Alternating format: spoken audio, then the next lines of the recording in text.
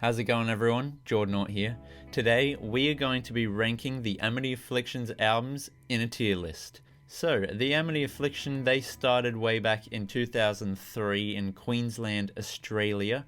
So, homegrown. I'm Australian too, so it's good to see some metal coming from the home country, yeah. So I got into them way back when I was 16 years old, so it was 2014. Quite a ways ago now. And I was introduced to them in high school, in year 10, which was basically the perfect time to listen to a band like Amity Affliction, because they have a bit of angstiness to them, you know, quite, I would say, teenage theme lyrics, I guess, you know, and they deal a lot with, I would say, youth emotion and kind of youth depression and stuff like this, but depression in general, but I would say mostly for teenagers. And they're a great band for people that are dealing with some things in life, I guess you could say. For me, I was never dealing with depression or anything like this, but I just liked the music. I had just started drumming as well, and they were like the first metal band that I found was a bit more accessible to me, because they have those clean choruses, a little bit of pop influence that makes them a little bit easier to listen to for those who are getting into metal. They're a great gateway into metal. So, enough of the introduction. Let's get into the stuff that we're all here for, my tier list.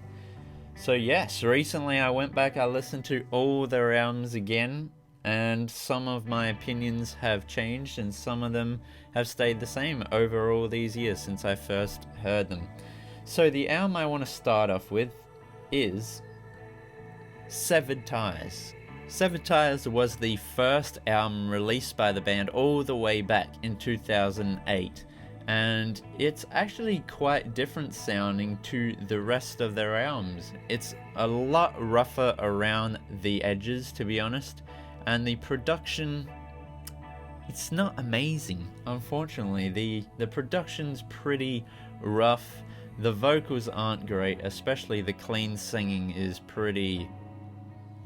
The clean singing is just like, it's quite out of tune a lot of the times. I think if anyone heard the Amity Affliction's albums, I think they would be able to tell that this was their first. I mean, it's just a very rough...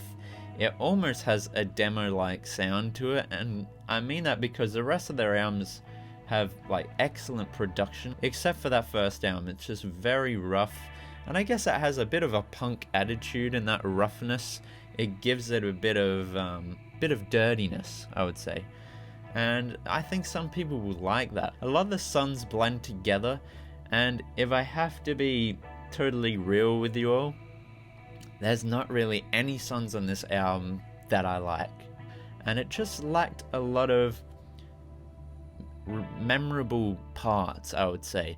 A lot of this album is just very forgettable, and they also do a weird thing on this album where they use a lot of clips from movies, and it doesn't really feel like it fits the album, I would say, because they're just like random clips from party movies and comedies. But Amity Affliction, they deal with quite serious matters of like depression and teenage negative emotions is a clean way of saying it. And yeah, so it's kind of weird to have clips from comedies and stuff like that scattered throughout the album. It makes it lose a lot of its impact, I would say. And a lot of the song titles are a little bit silly and funny and goofy.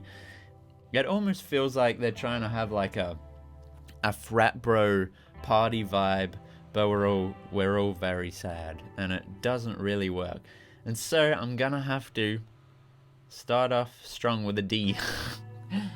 I don't really like the first album. I never have. It wasn't the first album to get me into the band either, so I never had a nostalgic connection, and I don't really think many people love this album either. I doubt people would be too surprised to see it ranked in D, but who knows. Next up, we're going to be talking about the band's second album called Youngbloods. This was released in 2010, so 2 years after Severed Ties, and I gotta say, like, the production, the musicality, the songwriting, the vocals, every single thing about the band increased on Youngbloods. This album is just superior in every way to Satie.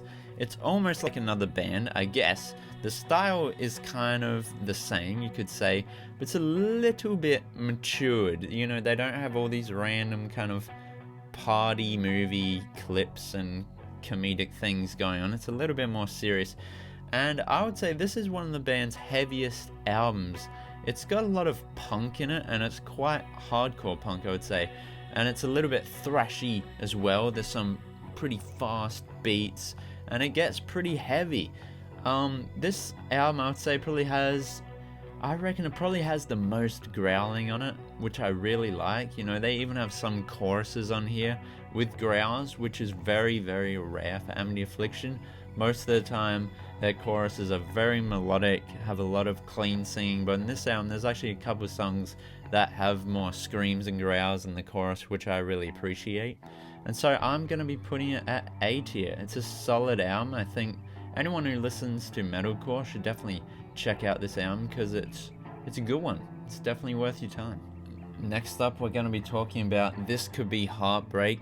This one was the first album I heard that I was kind of over that style of metalcore at the time, I would say, back in 2016 when it released. 2014, I was into that kind of stuff. I got into like metalcore and these kind of styles of music. But by 2016, I was kind of over it. I was like a bit more edgy, you know, listening to death metal and stuff. I was like, it's only death metal or nothing. So I couldn't really get into it. Now I would say I like it a little bit more, but this is not my favorite album by the band. I must say it's definitely not my favorite. But there's a few good tracks on here. I Bring the Weather With Me and Blood in My Mouth. Those two are probably my favorites, particularly Blood in My Mouth. It has a super heavy breakdown near the end, and I think it's probably one of the heaviest songs. But this album, it has some really cheesy moments, like All Effed Up. I know it's a really popular song, and maybe some fans will be really angry at me for kind of hating on it a little bit. I just find the song is so painfully cheesy, and it's hard to listen to because it's just pretty cringe. And, you know, I'm not gonna hide it. Amity Affliction can have some pretty cheesy and cringy lyrics, but, you know, sometimes it works, you know, they make it work. But on this song, it does not work at all. And also, This Could Be Heartbreak is a little bit cheesy as well, and it's this title track. And, you know, a lot of the album is a little bit more in that vein, and I guess it's kind of showing what's going to be coming around the corner, because they would kind of continue in that all effed up type of style of sound, I guess you could say, for the next one. And well, I didn't really love that, to be honest. Yeah, this album's, it's fine, but I would have to say it's only like a C tier. It's pretty average, to be honest. It's not a great album. It's better than Severed Ties. You know, there's a few tracks on here that I actually like, but overall, you know, it's not amazing. It's not mind-blowing. It's a C tier album. Next up, we're going to be talking about the compilation album Glory Days. This one was released the same year as Youngbloods, and the first two tracks are actually Youngbloods B-sides. And the first two tracks on the album are fantastic. I don't know why they weren't on Youngbloods, because I think they're amazing songs. I also really like all the songs that are from the Amity Affliction self-titled EP. All of these songs are really fantastic, and they have quite a emotional impact, I would say, more than... Man, if I was honest, probably more than anything else they've released. I also love the last song on the High Hopes EP, which is Cut It Out. This song plays before the 6 self-titled EP tracks. But yeah, I actually really like this compilation album. I think it's pretty solid. It has a blend of a lot of things. It has demo stuff, it has EPs, and it's all early material, but funnily enough, I like it more than Severed Ties. There's something about this compilation album, even though it's early material, it works so much better. I think this stuff they were releasing on these EPs, it sounds even better than Severed Ties, and this is probably a better intro to the band than Severed Ties, I would say. Like, if you're gonna start with one of those two, if you had to choose, I would rather choose Glory Days. I think it's a much better album overall, and I'll have to put it at B tier. It has a lot of great emotion, and it was really surprising. I had only heard it, a few months ago when I went back and listened to the band again. I didn't listen to this album back in high school, and I gotta say, I was pretty impressed with it, and I think it's really solid. A lot of it packs a good emotion, and I like the screams on here. They're a little bit more wild and crazy and less controlled, which I think is what gives it more of an emotional punch to me. These kind of wild, uncontrolled, untrained screams, I think they really work, especially for this kind of music when they're trying to pack emotional punch and hammer home, the themes of depression and dealing with these kind of emotions. I really think it works here much better than Severed Ties. Next up, we're going to be talking about Misery. This album was released in 2018, and it's about to get juicy because I hate this album. This album to me is terrible. It totally goes against Amity Affliction's kind of core values, I would say, because there's hardly any metal here at all. And are you ready for this? It's basically a pop album. There's so many really cheesy cringe synths that don't work, and I love synths, but here it's not done very well. And oh man, the themes of the album fall so flat. For example, Feels Like I'm Dying could be such a heavy emotional song, but right in the pre-chorus they go feels like I'm, and they have this synth come and go doo doo doo, and it's so bad, it's so pop, and it just doesn't work at all, and it makes the whole theme of the track just fall totally flat. And there's things like this all over the album. I mean, D-I-E, some of the worst lyrics I've probably heard in my life in the chorus, and that's just spelling out words like you're in kindergarten or something. It's like D-I-E, what? That spells die. Oh my god, that's deep. And there's just stuff like that all over this album. I don't know what was going on with the band at this time with the lyrics, but the lyrics are trash, man. Just the most basic 14-year-old sounding lyrics I could ever imagine, and I don't know why they thought this was great.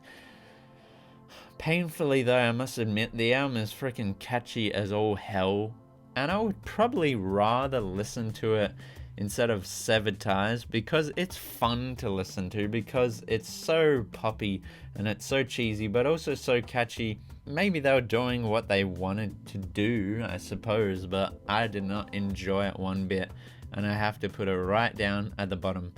Misery is my least favorite album, even though, I talked a bit of smack about Severed Ties, but Misery is worse because the emotion just falls completely flat here, and it has too much partiness to it. It's something that a little 6-year-old a lot of the time would probably enjoy. Some of the choruses really have that radio pop, just super pop sound, and for me this just doesn't work. So let's bring up the mood a bit and let's talk about Chasing Ghosts. So maybe the mood of the album isn't brought up, the topics, but the quality is elevated tenfold on this album compared to Misery. I mean, there's no comparison. Chasing Ghosts is one of the band's best albums, and I would say it's probably the album that when I think of Amity Affliction's sound, this is probably the album that I think of with their sound, and I think they really nailed it here. There's so many great tracks on this album. I mean, you have Chasing Ghosts, Life Underground, Open Letter, and Bondi Street Blues, to name a few. And the sound in this album is so spectacular, and I think the emotion works much better on this album. Yeah, I feel like maybe the band had some things going on or something, because the album packs a bit of emotional punch and it works really well. it carries on that heaviness of Youngbloods, but is a little bit more accessible for those who are new to metal. Youngbloods could be pretty heavy sometimes, but Chasing Ghosts is a little bit easier to digest if you're not too familiar with metal. I do think it is one of the band's best albums. There's so many good tracks, and they use the electronic elements pretty tastefully here. Misery, they just overdid it. They overdid the pop stuff, and they basically just made a pop album, which was really disappointing. This album, I feel like they incorporate those more electronic elements much better, much more tasteful, and for those reasons I have to put it at A. I think this is a really solid album, definitely one of the band's best. Next up, we'll be talking about the band's newest full-length album titled Everyone Loves You Once You Leave Them, and may I say, thank Lord Jesus, thank you God, because they released something good! Woo! Yes! This is so much better than Misery. I mean, way better. It is so heavy sometimes, like the first couple tracks on here. Woo, baby. It's pretty heavy, man. Like, there's some really low-tuned, chuggy riffs on here, and it appeals to my taste buds. Pretty nice. It's probably one of my new favorite albums by the band. I don't know if I would put it at an A tier, because there's a few tracks on the album that I despise, like think are terrible, and they sound just straight off of Misery, and it's really disappointing. Those songs are Fever Dream, Just Like Me, and A Loneliness. These three songs are terrible. I wish they weren't on the album, and the album is already so short, you know.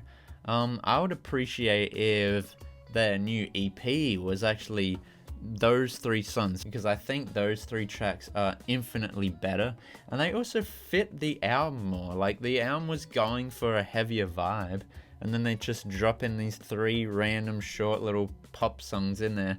I guess because maybe they're afraid that people might be fatigued by the metal sound and the heaviness.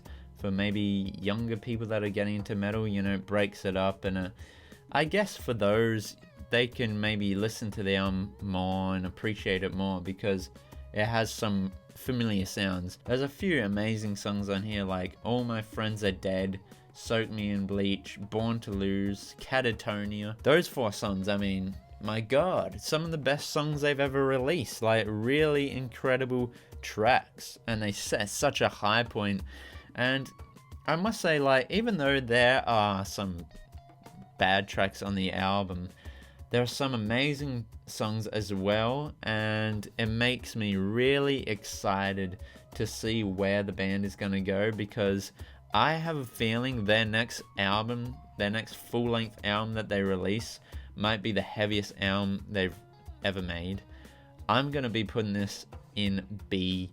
Those few bad tracks, they really pull the album down for me. I like it a little bit more than Glory Days, I would say, because those good tracks on here are Chef's Kiss, top tier, like, metalcore stuff. I don't like metalcore very much at all, but on this album, I think it really works, like that kind of heaviness, and they pulled off a great thing. I wish it was a little bit longer, I suppose, but overall, pretty solid.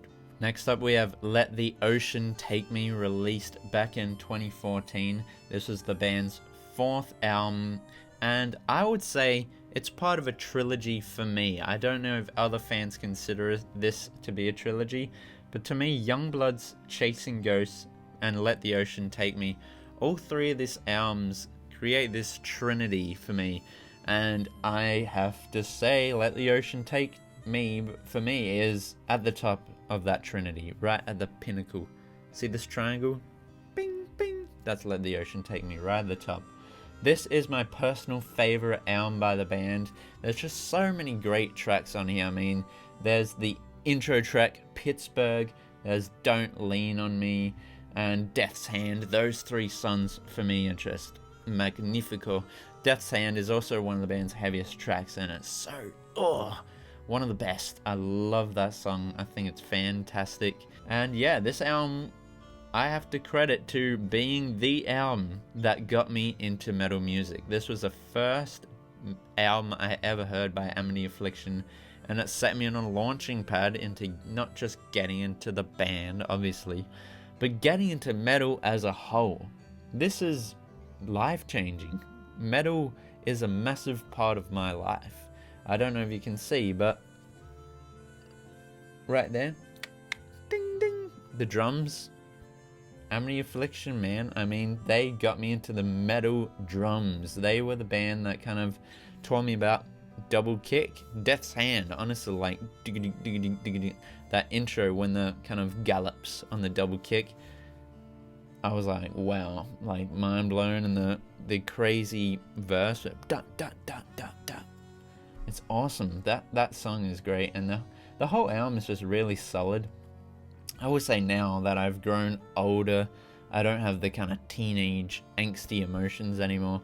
You know, some of it's a little bit cheesy sometimes. I will say I do consider Amity Affliction to be a bit more appealing to a younger demographic, especially those who are a bit more outsidery, that don't quite fit in with everyone else. It is a great band for those, and it can bring those kinds of people together as well. It's gonna create a nice group for young people to fit in with. And now that I'm older, you know, I don't quite feel the music like I used to, but man, back in the day, Let the Ocean Take Me, this was on repeat. I loved it. It's a great album, and going back to it and listening to it again, I still gotta say, it's a solid album. I gotta place it at S tier. It is the album that got me into metal music, and for that I'll forever be thankful. It's solid stuff, man, and I would say it is a metalcore classic. This is a solid album, and an album that probably got a lot of young Australians into metal music. For the last album we're going to be talking about is going to be Somewhere Beyond the Blue. This was an EP that the band released in 2021, and oh my god, when I heard this, like, mind blown. This album is crazy. I know it's not an album, it's just 3 tracks, but this EP, it just blew me away. And a big reason for that, I mean, there's so many reasons, but it's the drumming. The drumming on this EP is like, holy crap, guys. It is fantastic. Best drumming they've ever put out. I'll have to give a big shout out to the new single they released last year in 2022, Show Me Your God. That would fit so perfectly on this EP as well. And I pray to the God, show me God, show me your God, that this will be the direction that the band goes in, because that would be awesome. It makes me so excited for the next album, listening to this EP, because it's so heavy. I mean, there's so much screaming, there's so much growling, you have awesome riffs, and a bit of progginess too. They up the technicality tenfold on here. Like, I've never considered the band to be like a super technical band, because it's not really the MO of an Amity Affliction. What they're about is the emotion and also the catchiness and the hooks, but here they brought on the heaviness, and they released something that's pretty brutal, to be honest. It's almost deathcore level, you know, it gets pretty heavy, and I absolutely loved it. It made me so excited for the future of the band and the direction that they're gonna go in the future. And I'm gonna do it, guys. S tier. S tier. I mean, this EP, this little EP, it really blew me away, and it's almost my favorite thing they've ever released. I mean, the heaviness, the drumming, the riffs, everything on this EP is just so killer. The growling, the screams, everything. It's so metalled out, and it's so different to Misery. I don't know what's going on with the band. They're kind of in a stage where I think they're experimenting a little bit more than they used to. They're trying some new stuff, you know. You know, should we go in the electronic kind of pop direction, or should we go in the metaled out direction? I've got an answer, guys. Metaled out direction. This is just an amazing sound. It might not get the same amount of new fans as a more pop album like Misery, but I think those who are already into the band are gonna love this EP. I mean, it's just so heavy. It's incredible, and it still is emotional, and it's everything you would want from Amity Affliction, but even more. So that's it, guys. That is my ranking for the Amity Affliction's albums. So right at the top we have Let the Ocean Take Me, and the surprise new EP, Somewhere Beyond the Blue. I think this one will probably shock a lot of people, but if you haven't listened to it, which I'm sure is a lot of you, you have to check it out. It is excellent, and it'll probably blow your mind. At least it did for me. And then right at the bottom we have Severed Ties and Misery, and what a misery it is to listen to it. Just joking.